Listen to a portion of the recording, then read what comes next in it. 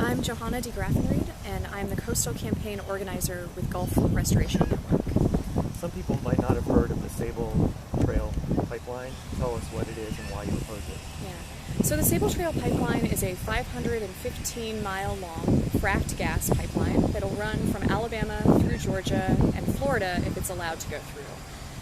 Some of our concerns include wetland impacts, community health impacts, and especially impacts the Floridian aquifer, which is the main drinking water source for Florida, with 60% of the water that Florida relies on coming from that aquifer, which this pipeline is supposed to go over, under, and literally through at some points. And how does the geology of Florida add to your concerns about why that would be a problem? Thanks. Yeah. So you all in Florida have some incredible geology here that makes these beautiful springs and river systems. It's called karst geology. It means that you have a limestone bedrock, and that's been described to me as Swiss cheese that likes to make its own holes. So you end up with these spontaneous sinkholes throughout this section of Florida that the pipeline is going to go through.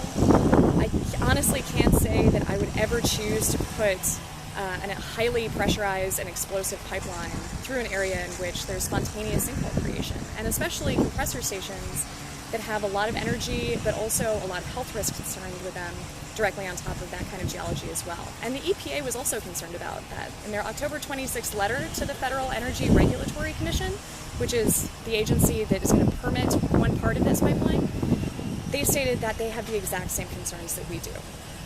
Did the EPA, though, go back on it and actually permit this? So the EPA doesn't actually have the permitting rules when it comes to pipelines, which I think is something that's important for the public to know.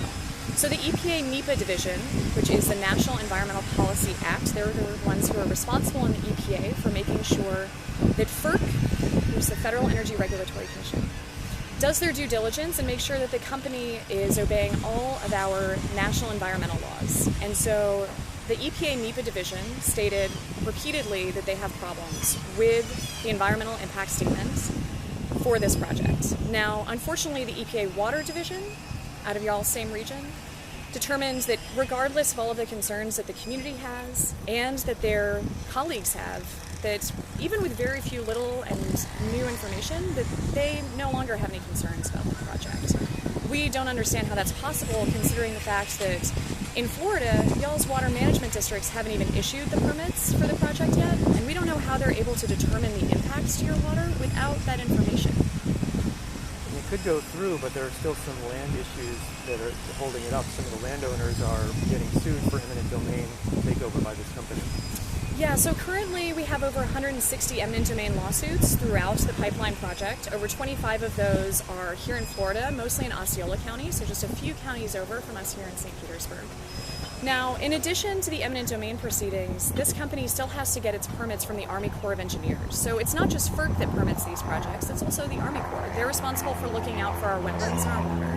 And we feel that they need to make sure that they're doing a supplemental review of this project, because all of the information simply hasn't been provided to them by the company. And there's been ourselves at Gulf Restoration Network, but also concerned community members and other environmental groups that have filed on the record about their objections and concerns, and those have not yet been responded to. We simply feel that the Army Corps should do some further study before they permit something that can have long-lasting impacts on our water here in Florida. The companies that own this pipeline, they want to construct it starting very soon, but it sounds like that there might not be permits. Who are the companies that own it, and why do they want it? So the main companies behind this project are, first of all, Duke Energy and Florida Power and Light, which are big energy players here in the Southeast. And then the companies specifically contracted to build the pipeline are Spectra Energy and Williams, as well as NextEra Energy. And so Spectra Energy is a former shoot-off of Duke Energy. NextEra is a former shoot-off of Florida Power and Light. So they're really good bedfellows with one another, and they've worked closely together over the years. They want this pipeline because they say that there's a need for more fracked gas in Florida. Now, in 2009, your own Public Service Commission here in Florida stated that that was not true. And your governor at the time vetoed a similar project. So how is it that in just a couple of years that has changed?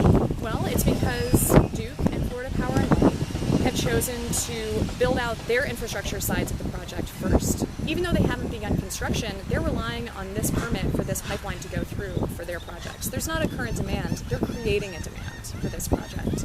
that's totally unnecessary.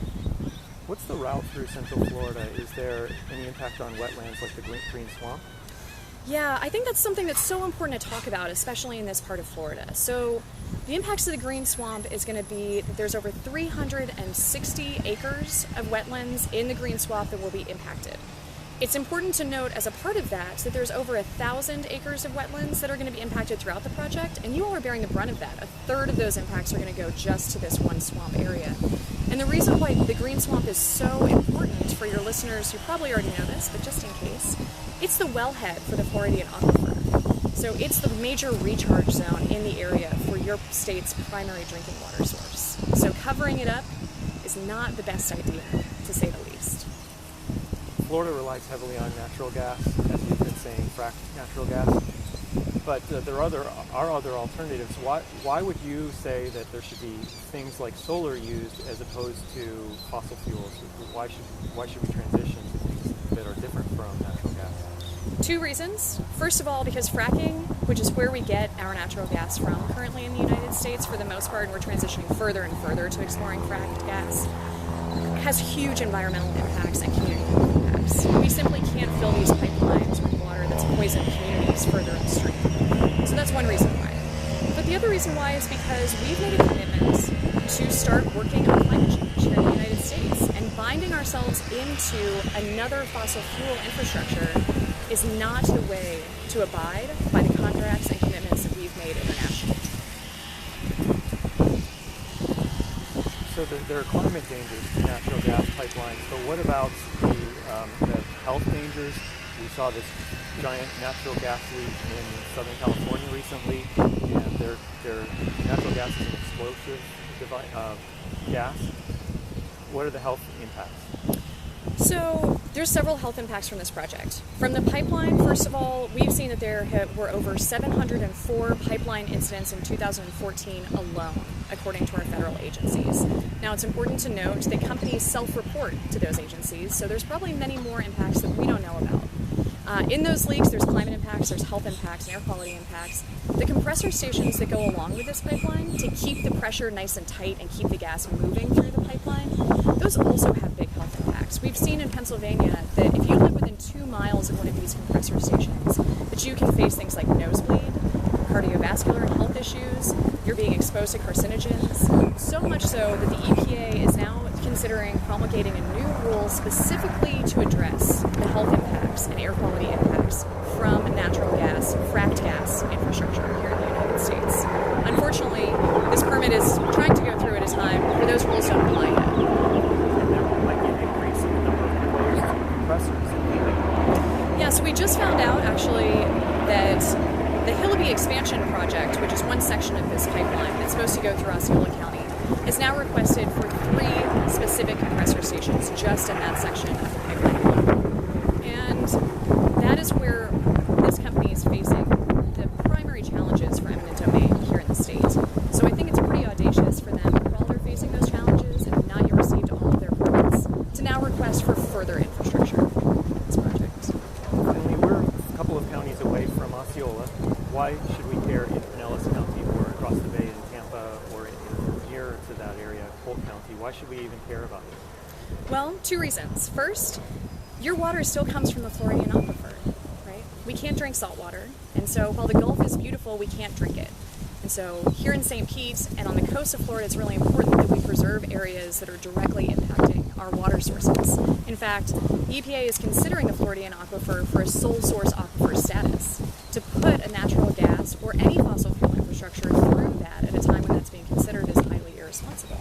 Because to be considered for that sole source aquifer status, you have to provide a huge proportion of people's drinking water from it. So first of all, you should be concerned about it in all parts of Florida because it might impact your drinking water source. And number 2, because this is a major artery that's going to cut through the woodland and wetland and farm areas of your state. Now, it's going to do that in order to build out fossil fuel infrastructure for possibly the next 20 to 50 years. If Florida is serious about moving to renewables, it should not commit itself to a new fracked gas pipeline to build out further fossil fuel infrastructure. And my final question has to do with a different pipeline, and you may or may not have an answer. I read in AP last week that the Palmetto pipeline was canceled in Georgia. Why is that important? What is the Palmetto pipeline, and why was that decision important?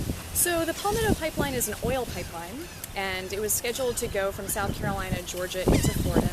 And Georgia did an outstanding job of recognizing that this was going to in no way benefit their residents, and stated that they would not be permitting that pipeline.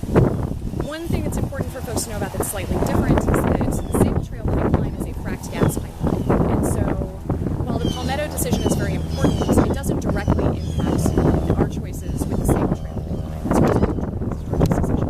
However, the Georgia legislature did recently deny Sable Trail their river crossing easements in their state. And so we're trying to determine now whether or not this pipeline that we are facing here in Florida around fracked gas is going to need to actually take up more space in Florida, have more impacts in Florida. Are they simply going to avoid Georgia, or are they going to go through further eminent domain proceedings? Those are my only questions. Is there anything else that I left out? I would just really urge Floridians to talk to their county commissioners about the fact that there is not a real need for this pipeline. We should not be creating false demands for fossil fuels and then taking people's private and personal property to fulfill those company demands.